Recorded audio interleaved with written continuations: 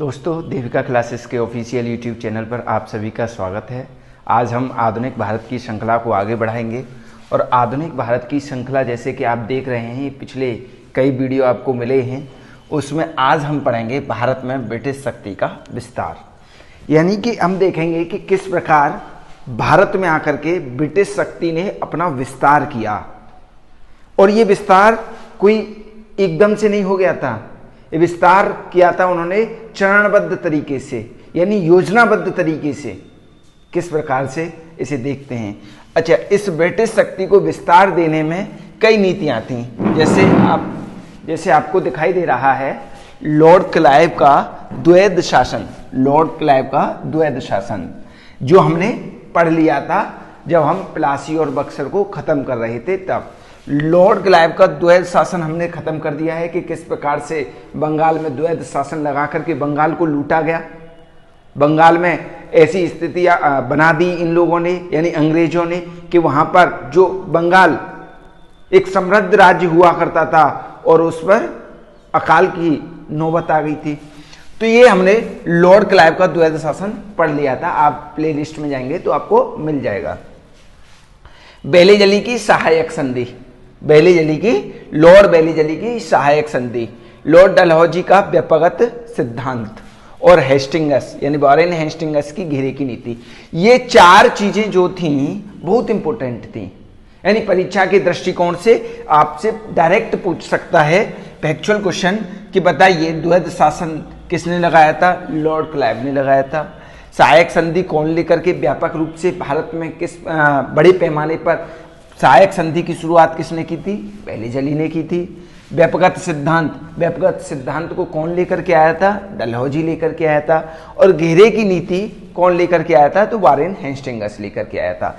यानी इन्हीं से एक दिशा मिल गई अंग्रेजों को बढ़ने की।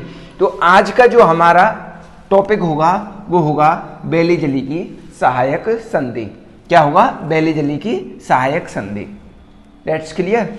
अब बेलीजली की मार्कर ले लो दोस्तों।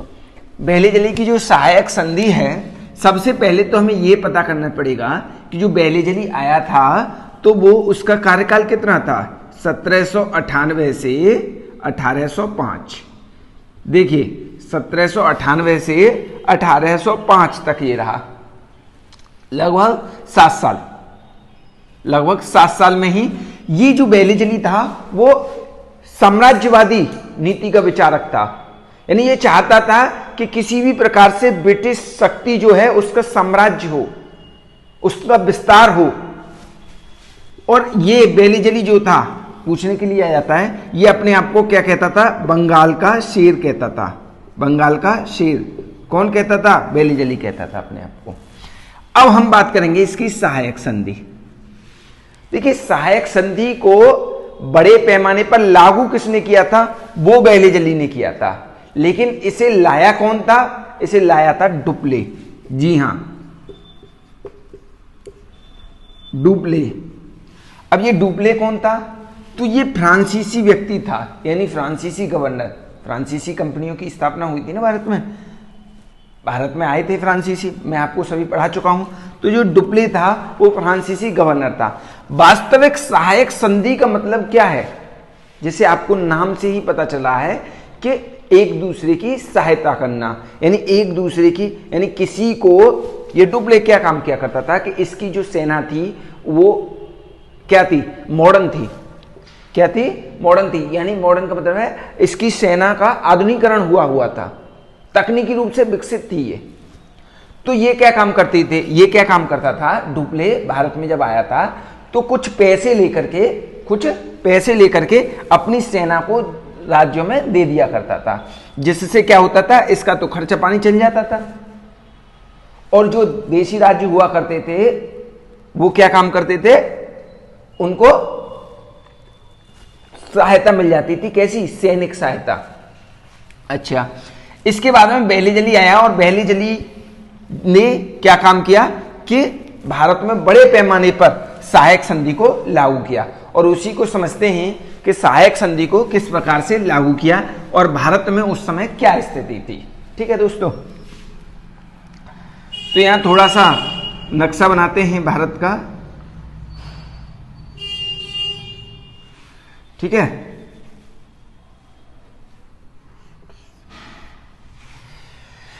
अब देखिए ये था बंगाल। बंगाल अंडर में आ गया था प्लासी और बक्सर के बाद में। बंगाल जो था वो अंग्रेजों के अंडर में आ गया था, कब? प्लासी और बक्सर के बाद में। अब आता है बेलीजली। बेलीजली ने जैसे ही भारत में एंट्री मारी, क्या मारी? एंट्री मारी, तो यहां पर हैदराबाद जो राज्य था, यानी हैदराबाद के जो निजाम हुआ करते थे, हैदराबाद के निजाम जो हुआ करते थे, उनसे इसने सहायक संधि की 1798 में। क्या की? 1798 में। अच्छा, इसे समझने के लिए, यानी सबसे पहले जो सहायक संधि का शिकार हुआ था, क्वेश्चन आता है कि सहायक संधि का सबसे पहले कौन सा राज्य शिकार हुआ था, तो वो हुआ था हैदराबाद। डेट्स के लिए इतनी बात समझ में आ गई। अब इसे समझने के लिए हमें क्या काम करना पड़ेगा? एक बार विश्व की राजनीति पे जाना पड़ेगा। विश्व की राजनीति पे जाने से पहले हमें यह देखना होगा कि जो फ्रांसीसी थे और अंग्रेज थे वो आपस में एक दूसरे के कट्टर विरोधी थे। फ्रांसीसी और अंग्रेज आपस में एक दूसरे के क्या थे? कट्टर विरोधी थे। अब जब वो दोनों कट्टर विरोधी थे, कहां पर? यूरोप में वो विरोधी थे, अमेरिका में वो विरोधी थे, भारत में भी। यानी जो उनकी विचारधारा थी वो कहीं भी मैच नहीं खाती थी। अब यहां पर आपने मेरे साथ में मैसूर पढ़ा था, और मैसूर में एक व्यक्ति हुआ टीपू सुल्तान। आपने सभी मेरे साथ में युद्ध देखे हैं मैसूर के, मैंने लास्ट वीडियोस में कराए हुए हैं, उन पर ज्यादा नहीं जाऊंगा क्योंकि समय नहीं है इतना, आपके पास में समय का अभाव होता है। जो मैसूर था, मैसूर का एक व्यक्ति था टीपू सुल्तान। मैंने बताया था बड़ा ही इसका नेतृत्व टीपू सुल्तान का जो था वो कुशल था। ये जो था पहले से ही विदेशी नीति अपनाना चाहता था, पहले से ही विदेशियों से हेल्प मांगना चाहता था, मदद मांगना चाहता था। अब ये जो मदद मांगेगा तो ये मांग रहा था किससे मदद? फ्रांसीसियों से। और फ्रांसीसी, और इस बात की भनक लग गई किसको? अंग्रेजों को, कि भाई भारतीय राजा फ्रांसीसियों से मदद मांग रहे हैं। अब वो जब मदद मांगेंगे तो वहां से अगर चल करके आएगा कौन? नेपोलियन। नेपोलियन फ्रांसीसियों का एक शक्तिशाली राजा हुआ करता था। उसका उस जमाने में, यानी उस दौर में एक प्रभुत्व था, पूरे साम्राज्य को जीतना चाहता था। वो पूरे विश्व को जीतने की चाहत रखता था। वो एक तरीके से आज के जमाने का मोदी मान लीजिए उसे। अब वो व्यक्ति नेपोलियन, और इस बात की भनक किसको लग गई? अंग्रेजों को लग गई। अब इन्होंने सोचा कि क्यों ना हम क्या कर लें? सहायक संधि कर लें। तो 1798 में हैदराबाद से इन्होंने सहायक संधि की। अब यहां देखिए मैसूर युद्ध हुए 4, कितने युद्ध हुए? 4 युद्ध हुए। और मैसूर से जब युद्ध हुए तो दोस्तों 1799 ईस्वी में, कब? 1799 ईस्वी में, यानी 1799 में मैसूर में टीपू का क्या हो जाता है? खात्मा हो जाता है, यानी टीपू सुल्तान यहां मारा जाता है। अब मारा जाता है तो अंग्रेजों के पास में तो एक ही कुल्फी थी, एक ही चूरन की पुड़िया थी, वही तो खिलानी है सभी को, वही तो चटानी है, वही जो चटनी किसकी? सहायक संधि की। और सहायक संधि के माध्यम से मैं आपको बताऊंगा इसका क्या फायदा था, क्या नुकसान था। तो 1798 में हैदराबाद और 1799 में मैसूर पर जबरदस्ती सहायक संधि थोप दी गई। जबरदस्ती सहायक संधि थोप दी गई। मैसूर के बाद में यहां पड़ता है एक तंजौर, कर्नाटक वाले क्षेत्र में, ये तो था मैसूर, और यहां पड़ता है एक तंजौर इस वाले क्षेत्र में। और इस तंजौर पर भी 1799 में, तंजौर पर भी 1799 में सहायक संधि थोप दी गई। यानी इनका क्रम पूछेगा, देखने में आया है लास्ट ईयर एग्जाम्स में कि क्रम पूछ लेता है सहायक संधि का, कि सबसे पहले अवध में, सॉरी सबसे पहले हैदराबाद में, उसके बाद में मैसूर में, उसके बाद में तंजौर में। यानी यहां एक क्रम बना लेते हैं, सबसे पहले हैदराबाद, कब? 1798 में। इसके बाद में हैदराबाद के बाद में मैसूर, कब? 1799 में। उसके बाद में तंजौर, कब? 1799 में। इतनी बात समझ में आ गई? यानी ये आपने एक क्रम बना लिया। अभी आएंगे और भी राज्य आएंगे जिससे सहायक संधि अंग्रेज करेंगे, उसका क्रम भी लिखेंगे। तो 1799। अच्छा, वास्तविक जो संधि थी, यानी ये तो किसने, अच्छा एक संधि और पहले कर ली थी, वो सहायक संधि ही थी जो अवध से की गई थी। किससे की गई थी? अवध से की गई थी। कब की गई थी? 1765 में जाइए इलाहाबाद की संधि पे, जो किससे की गई थी? शुजाउद्दौला से की गई थी, अवध के नवाब से। वो भी तो सहायक संधि थी, लेकिन इसे इतना वैल्यू नहीं दिया गया। यानी जो बेलीजली ने सहायक संधि को अपनाया था उसे ज्यादा वैल्यू दिया गया। अच्छा, इसके बाद में 1799 में तंजौर। अब अवध के साथ में दोबारा से वो कर रहा है, अवध के साथ में दोबारा से, यानी इसके बाद में कौन आएगा? अवध, तंजौर, तंजौर के बाद में क्रम है अवध का। अवध, अवध के बाद में अब यहां देखिए जो पेशवा थे उनसे संधि करेगा। अवध, अवध के बाद में कौन? पेशवा। अवध, अवध के बाद में पेशवा। पेशवा के बाद में यहां कौन थे?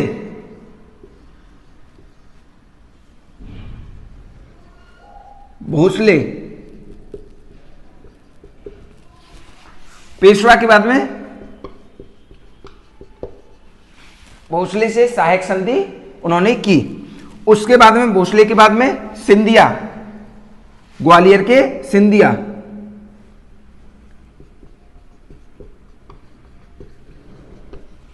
ग्वालियर के सिंधिया, यानी कि हैदराबाद, मैसूर, तंजौर, अवध, पेशवा, भोसले, सिंधिया, इनका क्रम इस प्रकार से चला जाता है।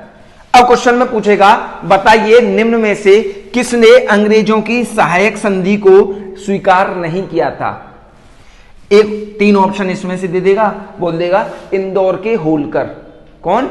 इंदौर के होलकर। मराठा साम्राज्य के अंतर्गत ही आते थे, लेकिन इंदौर के होलकरों ने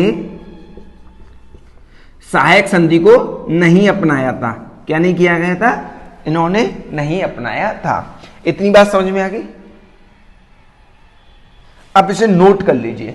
देखिए बहुत सारे छात्र क्या करते हैं, स्क्रीनशॉट ले लेते हैं, लेकिन उससे कोई फायदा नहीं है। आप मोबाइल से उतना नहीं पढ़ सकते जितना आप कॉपी में नोट करके पढ़ सकते हैं। स्क्रीनशॉट किसी दिन भाग जाएगा, आप डिलीट कर देंगे जब आपका स्टोरेज फुल हो जाएगा तो, लेकिन कॉपी आपकी निज की तिज बनी रहेगी।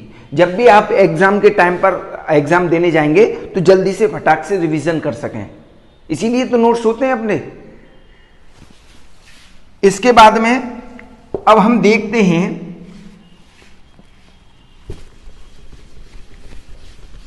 इतनी बात हमने समझ ली इसमें। अब इस संधि में था क्या?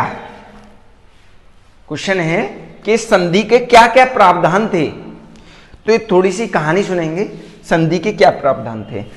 तो मैंने बताया था कि जो टीपू था या टीपू जैसे अन्य व्यक्ति थे जो बाहरी देशों से क्या मांग रहे थे? सहायता मांग रहे थे। तो इस बात की भनक किसको लग गई थी? अंग्रेजों को लग गई थी। अब अंग्रेजों ने सहायक संधि के माध्यम से, यानी सहायक संधि का अर्थ क्या होता है? सहायक संधि का अर्थ नॉर्मली होता है कि एक दूसरे की सहायता करना, पैसे दे करके सैन्य सहायता देना, पैसे लेकर के सैन्य सहायता देना। लेकिन भारत के संदर्भ में इसका अर्थ बिल्कुल विपरीत हो जाता है। इसका अर्थ यहां क्या हो जाता है? इसका अर्थ हो जाता है कि किसी भी देश पर, देशी राज्य पर विवशता पूर्वक सहायक संधि को सौंपना। कैसे? वो विवश हो जाए उस सहायक संधि को स्वीकार करने के लिए, या तो उसे युद्ध के माध्यम से विवश कर लेते थे, और कमजोर जो देशी राज्य हुआ करता था उसको तो ऐसे ही कर लेते थे। तो इसमें होता था, इसके प्रावधान क्या थे कि जो देशी राज्य था, जो देशी राज्य था,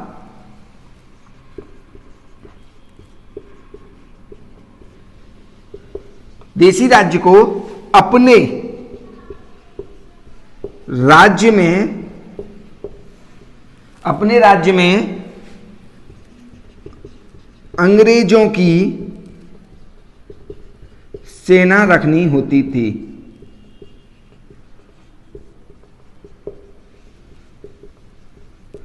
अंग्रेजों की सेना रखनी होती थी। जब भाई बताइए, मान लीजिए मैसूर है। अब एक चीज और समझिए कि जब सहायक संधि का अर्थ ही यही है कि जब मैसूर में अंग्रेजी सेना होगी, हैदराबाद में अंग्रेजी सेना होगी, इस चीज को समझिए, तंजौर में अंग्रेजी सेना होगी, पेशवाओं में अंग्रेजी सेना होगी, यानी सहायक संधि के माध्यम से, भोसले, और इनका जो हेड ऑफिस था वो कहां था? बंगाल में। अब कोई भी फ्रांसीसी कैसे आएगा? स्थल मार्ग से तो आते नहीं थे, फ्रांसीसी आएगा इस प्रकार से, यानी या तो यहां से एंट्री करे, या यहां से एंट्री करे, या यहां से एंट्री करे, या यहां से, कहीं से भी एंट्री करे। देखिए एक चीज है जो बन रही है कि उन्होंने सहायक संधि इस क्रम में स्वीकार करी है, उस क्रम में उन्हें व्यवस्था पूर्वक दी है कि अगर कोई फ्रांसीसी राजा आए तो पहले पेशवाओं से सहायक संधि के पेशवाओं को सहायक संधि दे रखी है। अब उसमें कौन है? अंग्रेजी सैनिक हैं। अगर यहां भारतीय सैनिक होते, यहां राज्य के सैनिक होते, देसी राज्य के सैनिक होते, तो यहां से एंट्री कर देते ना वो फ्रांसीसी जो थे। अब यहां क्या है? अंग्रेजी सैनिक है। चीज को, माइंड को पकड़िए, अंग्रेजों को, अंग्रेजी जो थे विशेष चालाक थे, उनकी दिमाग की जो नसें थी पूरी खुली हुई थी। अब देखिए, देशी राज्य को अपने राज्य में अंग्रेजों की सेना रखनी होती थी, वो भी अपने ही खर्चे पर।